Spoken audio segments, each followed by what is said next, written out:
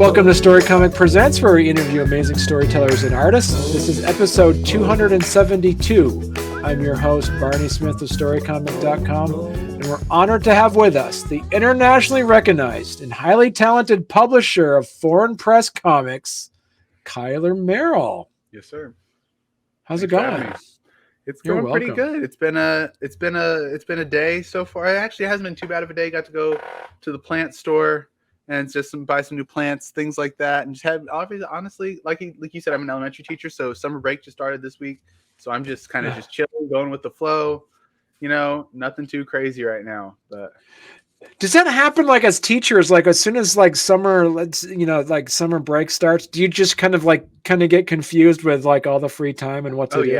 Yeah. Like I know I'm supposed to be. I'm currently in the middle of also trying to move, and so, but I'm still just like I don't know. Like one, that's just a lot to do anyway, but two, it's like a lot to do after like being in school all day. And I'm just like, okay, well, I have my own time and I have to manage my own time now. I don't have to, worry about managing the time of 20 something other students. So it's just it is weird. And like my sleep schedule's still off, so it's just last few weeks of school, we're obviously just like, we're all drained. All the teachers are just like, I'm tired of this. The kids are tired of this. Like, this is just exhausting at this point, but we just kind of, you have to keep going. So at this point, it is still kind of a good thing, though, just to be like, I'm finally done. Right. Finally done. I can just take a break. I don't have to worry about being up at a certain time or doing all these other things. I'm just like, this is all I got. All I have now is I just have interviews and to do this cookbook. That's all I got to do. So let's talk about this cookbook. It is amazing. So it's basically a comic book anthology that has recipes around specific stories, correct? Yes. And so, first of all, I want us to do a deep dive into and talk about comics from the kitchen, because I was able to look at some of those pages on there, and there's some really delicious recipes, and they're all from all around the world, correct? Yeah. We have stuff from I think one of the ones on the Zoop page is from. I keep catching myself wanting to say Kickstarter, but it's the Zoop page. Is from, I believe, if I can remember right, Puerto Rico. Yeah, but it says Puerto Rican. I'm dumb. The Boniato is that's from Cuba, or the person who wrote it is Cuban. It's about his culture, or comes from his story. Then we have just lots of different places or recipes from people all around the world, just telling like really interesting, really like just fascinating and really heartfelt stories. I'm excited and proud of what we've kind of done here. So I'm very curious about how you were able to, being a full-time teacher, how have you been able to get the time to actually create, was that 5 comic books already? Yeah. I mean, that's been 5 comics that I've done over the span of like 3 years now. And one of those was like at the very beginning of the pandemic, because that's when I kind of started. But yeah, so like I said, that first one started at the end of the pandemic. So I was still in college at that point, and that was my senior year of college. But still, so I had a lot of free time that year and that summer.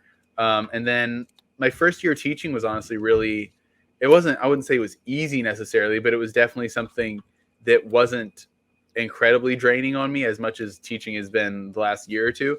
But it's just really, I was lucky in that I was able to get a lot done. And I feel like my output's kind of slowed down, but yeah, it's just finding time when I can, just breaking things up into different projects. And like, it helps that now 2 of these projects have been anthologies that are, not just me creating the entire thing. It's mostly me doing a administrative admin type role.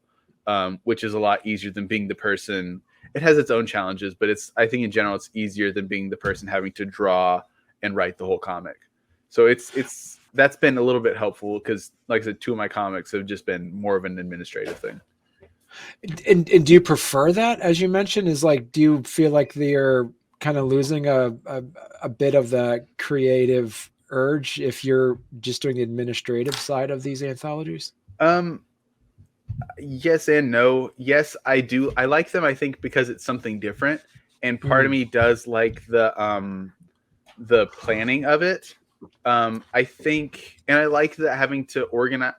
The things I don't like are, then you're in charge of organizing, 20 or so different people, keeping make sure everybody has stories turned in on time, and if they don't, what do you do?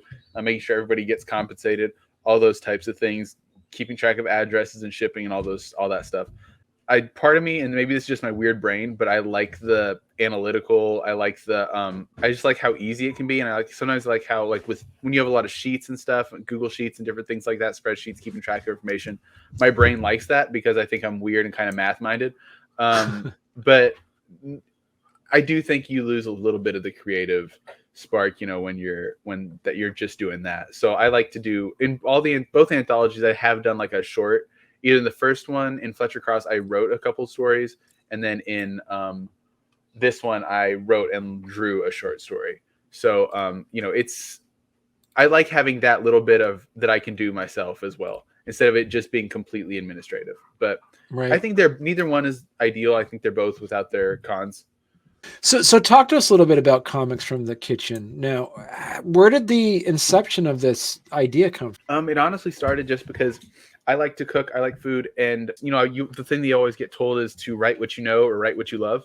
I decided my next thing was going to be something food related, and then I had another food related comic in my back pocket that I've had in my mind for a while, and that I decided not to do that. I wanted to do something because I enjoyed the experience of Fletcher Cross so much. I wanted to do another anthology, and so I thought about like what needed to be there, what there was a space for in the market of sorts. Then I just knew that there were I'd seen food themed anthologies.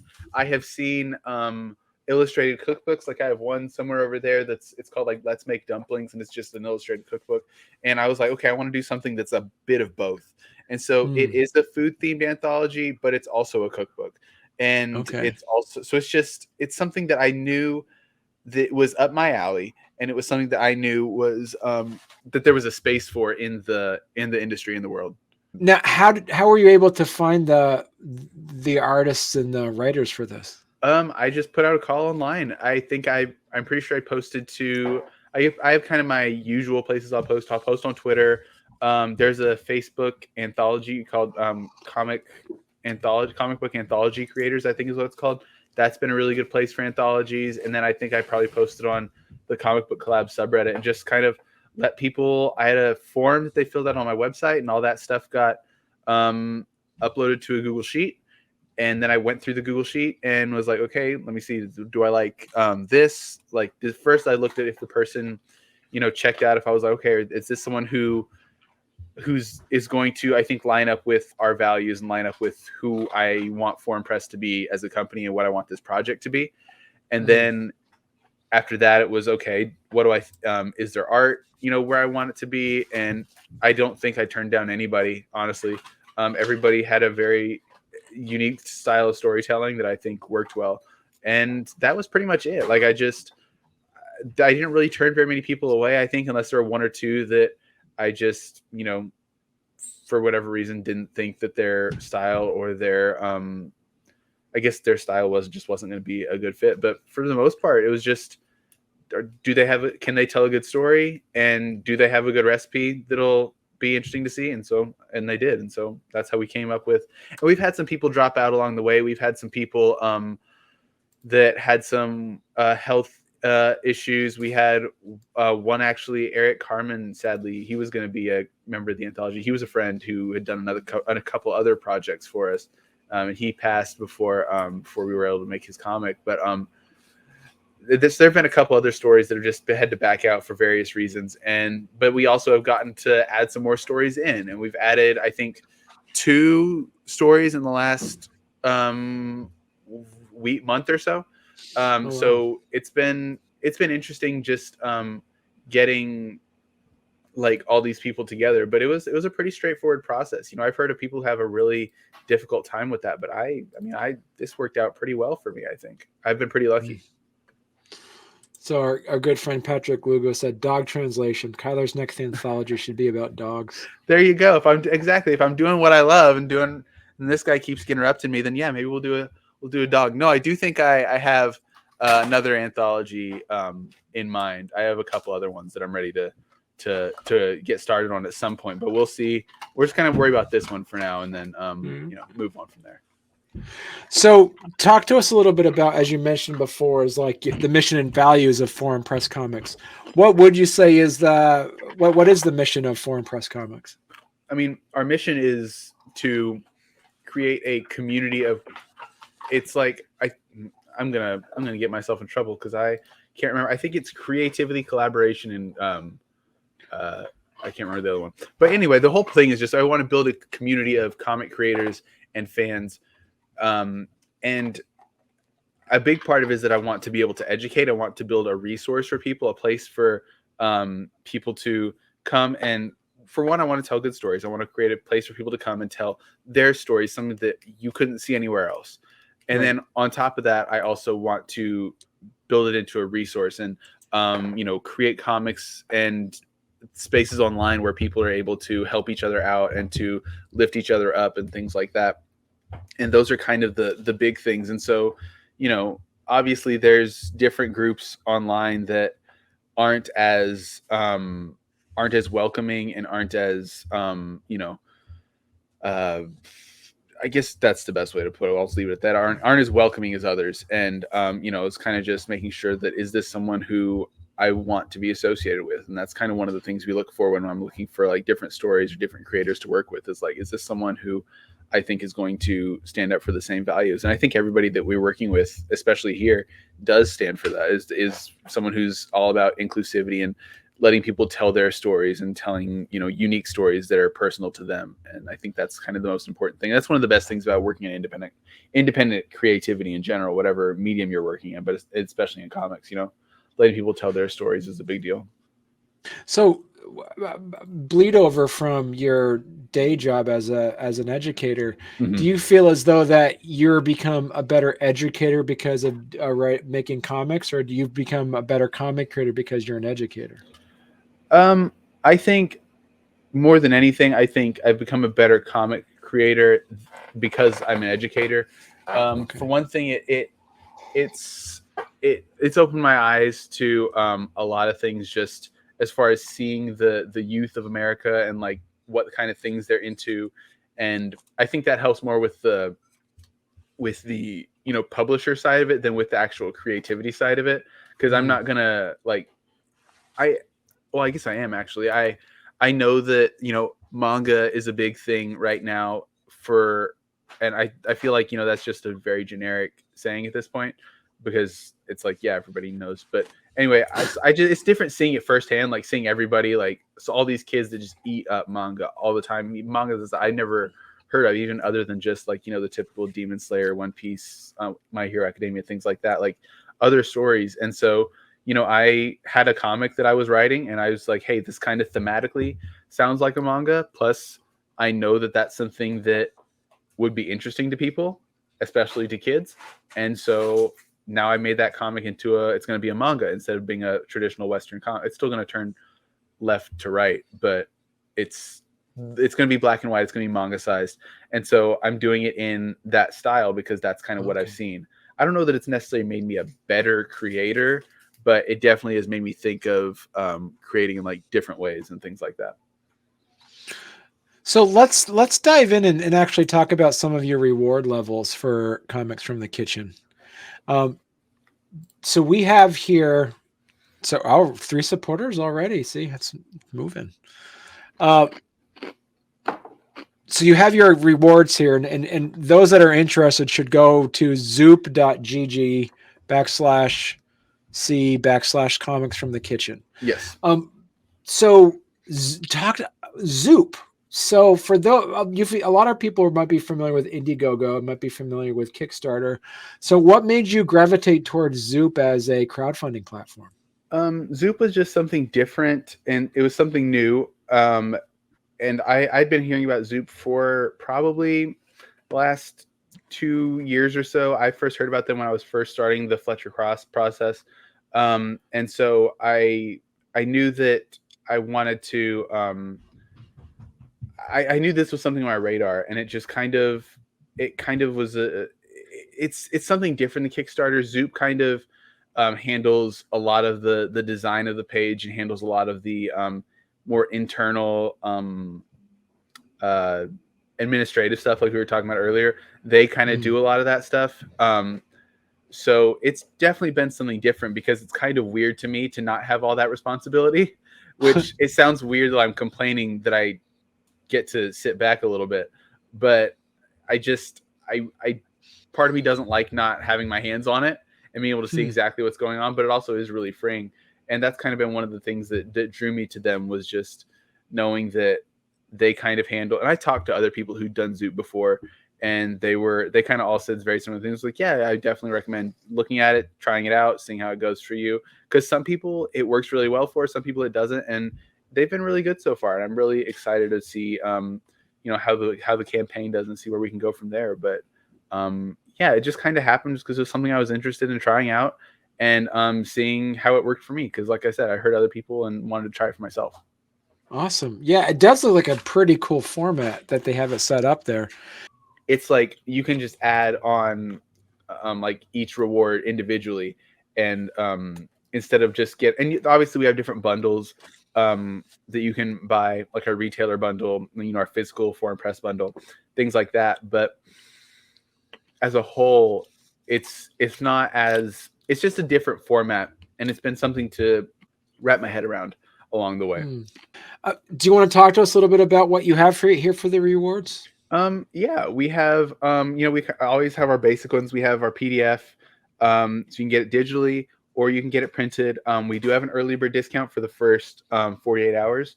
We have a couple bundles. You can get our digital bundle, which will just have all of the foreign press comics digitally, or for $75, you can get our physical bundle, which is going to be every foreign press comic that is been in print so far. So you can do that, and that also comes with some of the other physical rewards for the campaign. And then there's we have a retailer bundle. I always like to include that. I've done some looking, and some retailers are really open to the idea. Some are very not open to the idea of backing crowdfunding campaigns. But I still put one on every campaign I do, just because it doesn't hurt to have it. And then down below, I have an ad. You can for full page ad in the back of the anthology. So plus you get the book and the other things as well. And then down at the bottom, basically you can just buy any of the foreign press books, or you can get a print of the cover, a textless print by Jerry Bennett, who Jerry's been a great guy. And he was someone I was really excited to, when he offered when I was looking for cover artists, he offered, and I was just really excited because I've seen his work. He's also from Oklahoma, and so it's been I've seen his work around here, and so it's cool to just get him to work on one of my projects. And then we also have you can add on a handwritten recipe card. So I will handwrite one of the recipes from the anthology, right, just for you, so you can put it in your little recipe box, or your little recipe. If you have a little recipe journal like I do, that would be the place for that.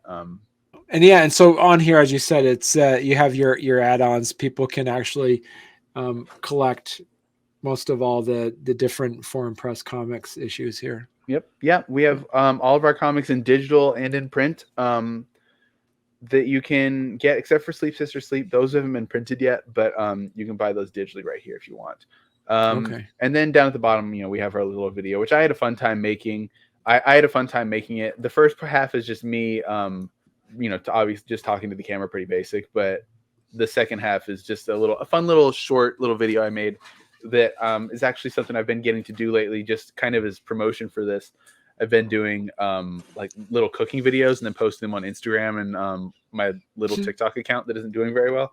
But it's just been fun to live out my little Food Network dreams of getting to make my little cooking videos and posting on TikTok and on Instagram. So and so this is over a 200-page book. It is huge. Yeah, I'm pretty sure it'll be about 200 pages. Wow. It might be a little less than that, but yeah, it's going to be it's a big thing. We have, I think the last count I did was we have 21 stories, and each story is accompanied by a recipe. So, and those stories range from, one of them is, I think, as short as 1 page, and then we have others that are up to 9 pages long, plus each one has a recipe added onto it. So I mean, it's a pretty thick book. It's going to be I'm pretty excited to see it. I don't have any in print yet. I didn't get an early proof or anything, but I did make myself for the video. I had to make myself a little prop book. And so I took a old copy of Spider-Man 2099 and just printed out a cover and taped it around. And so that was pretty fun to have that. It just it felt cool to have the real book, even though I knew it wasn't the real book. But yeah, so you can see it right there in the video, but in the thumbnail. But yeah, so that's just been something that's been fun for me to do, is make the little videos and things like that. So have you been able to actually cook all of the, was it, you say 21 recipes? Yeah, I have not, and I'm thinking about it. That's kind of something I want to do. I might do that while the campaign's going. My main reason not to is just because I'm in the middle of moving and I don't want to go buy a bunch of ingredients I'm already trying to, clean out my kitchen a little bit before I move. I'm not trying to go buy a bunch of stuff to make all these other recipes. I'd love to, and I'm definitely going to when the thing gets made. But right now it's such a awkward time but I'll get a few in there. I'll get a few. And so which one was your recipe? You said that you put it in your own recipe? Yes. Mine was a recipe for fried fish. It's not anything that crazy. It's a recipe, I say that it's a recipe like it's a secret family thing. It's not. It's just it's just fish, fried catfish or fried striper. It's my grandpa's recipe. It's the way my grandpa always made it. And it's actually not to get too much of like a downer, but like he passed away recently. And so since I wrote the story, and so it's just kind of timed out, and it's kind of I think it's kind of a fun little serendipity that, obviously it's a sad moment, but it's just kind of the way things happen, just kind of the way the world seems to work. And so, yeah, it's a little story about him. It's just, the story's all about fishing, but specifically the recipe that went with it was the fried fish and making it, in the same, because the last time I cooked it, we did it on his back porch, and it was just using the same burner. He's been doing it the same way for my entire lifetime. Fish, and we've been always go to the same spot to fish in the summers and things like that. So it was just that was a cute little story for me, and like I said, it was just a fun little. It's a serendipity that you can't help but laugh, after knowing that that's just the way things worked out. It's just fun for me to see. But yeah, right. So fish and hush puppies is my recipe. Sorry to give you a long answer there. And so, what are some of the surprises that you've gotten from putting together this anthology? Let me see. I've seen a lot of things from just like around the world. There's a recipe for Cholazard. I think I'm pronouncing that correctly. I don't have. It's like a rice pudding, saffron rice pudding thing. That's from somewhere. It might be Persian. I'm not 100% sure. I'm so sorry if I got that wrong. There's pinchos, which is on the Zoot page, which is just like shish kebabs, but I'm excited to make that because I love meat on a stick. I just think that's really delicious. I think there's something that's very simple about it that I love. I think a lot of people like it. And then I'm trying to find my my spreadsheet that has all my recipes in it, but I can't find it. It must not have left the tab open. Jimmy Gasparo's has a meatball recipe in there that I'm excited for because it's his dad's recipe, and I'm really excited just to see that story in general because he posted in his story. I made a bunch of folders for everyone to upload their stories to, and he uploaded for his artist a bunch of photos of him and his grandpa making or him and his dad and his children making the dish from the story. And so it was cool to just see those stories and to know that those stories got actually used in the anthology. I think it was just a really cool thing to see, and it made me want to make that recipe more, knowing that there was that much heart and like that much love that went into that story. The fact that he went and made it, and the pictures, I assume they're recent. I don't know if he made a special trip just for this, but it looks like he does. Yeah, James Gregory just commented that's the one he drew that story. Him and Jimmy made that one happen together, and that's really it's just a really cute story there's so many that I'm excited for people to see, but that's one of the recipes that sticks out. And then there's a Melanie Charlotte cannoli cream layer cake. it's just that one was a hard recipe because I had to it's a very long recipe, and so making that fit the format that I have going on was pretty difficult, but we got it done. But yeah, it's that's another one just because I like to bake, and so I want to see how that one turns out. But that might be one of the ones I wait on because it's just so complicated. No, as the editor of this anthology, how many times did you have to come back to a writer or an artist? You're gonna have to tweak this. This story isn't quite there yet. Did you have to do that at all? I did, but not as much as you would think, and that might speak to just my maybe someone's probably out there and gonna read it and say like, well, you should have fixed this. But honestly, I pointed out any glaring mistakes that right. I thought needed to be fixed, needed to be changed. But for the most part, I just kind of let people tell the story they want to tell. Like I said, if something like really stuck out to me is like, this doesn't fit here, or the biggest comment I had to make was like, this is too many pages, or this is too few pages. Like, this needs to be like, they would have it be like 8 pages. I'm like, okay, well, for the page count, for the way that comics work, because that's part of being, the editor with all this stuff within an anthology, is making sure all the page turns work. And so I had to tell everybody, no, it has to be an odd number of pages. And so many people were like giving me one of those 8 pages or 6 pages. I'm like, you got to make it, if they give it 6, it's like, it's got to be 5 or 7, pick one or the other. I don't care how many pages it is, but you got to change it somewhere along the line. I'm not going to make that decision for you.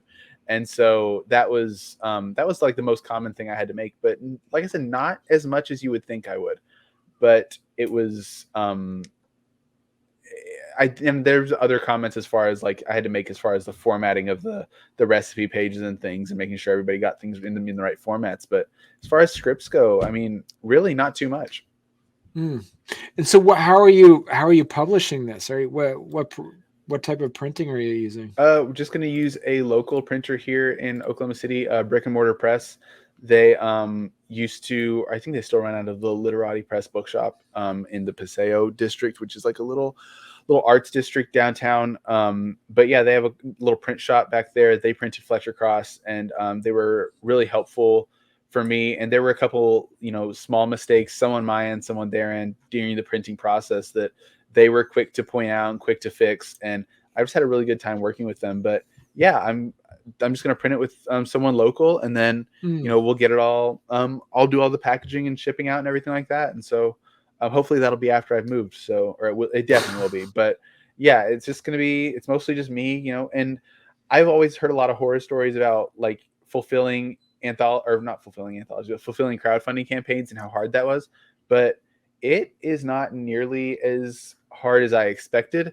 Not to say that it was easy, but it wasn't nearly as much work as I thought it was going to be. I thought it was going to be, weeks and weeks of slogging through, but it was pretty much, I just printed off a couple spreadsheets and was like, okay, and luckily the thing I did invest in was a label printer, and that saved my butt a bunch because I could just print them off, rip it, slap it on a box, and be done. And like I said earlier at the beginning, like my analytical mind kind of likes the administrative stuff. And so I think that's why the shipping really spoke to me, because it was just like super repetitive.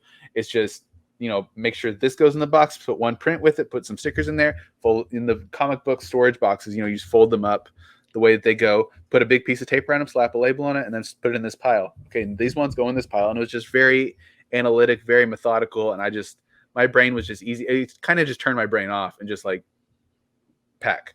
And it was just, It worked really well for me. And so how many of these contributors that you have on this anthology you worked with in previous projects? That's a really good question. And I can find out relatively quickly. You know what? I think I can say I've worked with probably 7 or 8 of them before, maybe. 1, 2, 3, 4. Nope, hadn't worked with him. Maybe more like 4 or 5. So not a ton. There's a lot of new people that I got to work with, a lot of new people that I wouldn't have met before. That and like Patrick just said in the comment, like it's great to see that he's knows so many of those people, and like it's always cool to see a lot of people I know on a project, but it's also, as someone running a project, it's fun to see a bunch of people I didn't know before, because now I have a bunch of other creators that are on my radar that are I wouldn't have had, that I didn't know about previously, and I'm like, okay, I know who this is, I have worked with them before, I want to see more of them and things like that. That's how I've gotten started with some of the other projects that I've done, is I've worked with someone on something previously on an anthology, or seen their work in a project I did. It's like, okay, now I want to work with them again. And so it goes a long way to just see someone working in a project, working with someone. And then, I don't know, it just does a lot for me to know that, hey, I can work with that person again. It's like a really good sign. Right. And so if people want to learn more about if people want to learn more about Foreign Press Comics, where's the best place they could go to? The best place to go is FPress Comics on Twitter. That's kind of where most of the stuff goes down. But there, or foreignpresscomics.com. Our email list is actually something that I'm looking to build at the moment. I haven't checked the latest numbers, but we should be getting closer to 100. And once we get to 100 email subscribers, I'm going to send out. Yeah, I have a comic. It's about 56 pages, I think, that I did. It's the very first comic that I made. We were talking about first comics. I forgot about this one, that I have never put out into the world. The only people who've seen it have been Image Comics, because I submitted to them. I doubt they actually saw it, but I was young and naive and thought like, oh, this is good enough. Clearly it wasn't, but it's not very good. There's a lot of issues with the lettering and with the art of it, but I'm going to email it to the first 100 when we get 100 email subscribers. So, that's another good place to check us out and see what we got going on. Wow. Okay. And as we mentioned at the top of the hour, Comics from the Kitchen is live now. Yes. And you would get that at zoop.gg. Yes. zoop.gg/c/comics from the kitchen. Or like I said, if you find us on any social media Instagram, Twitter, Facebook, anywhere like that, we will have, there'll be links to it everywhere. Excellent. All right. Well, listen, Kylar, so it seems like it's been going already in the first few minutes. It looks like that you've been picking up a bit with your we've been going for about 30-40 minutes now, and so we're doing all right. I'm not too worried about numbers at this point yet. I'm just trying to just let it happen and see where things go. Right. Excellent. Well, Kylar, this has been great. It's so exciting to be able to finally talk to you, and come back on again when you have your next project. All right. Yes, sir. I will definitely keep you in mind.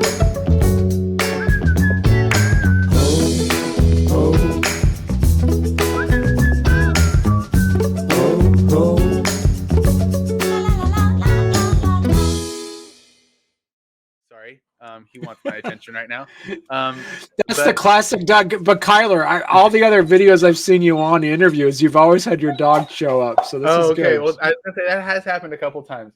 But if he gets too much, I'll put him back in the kennel. But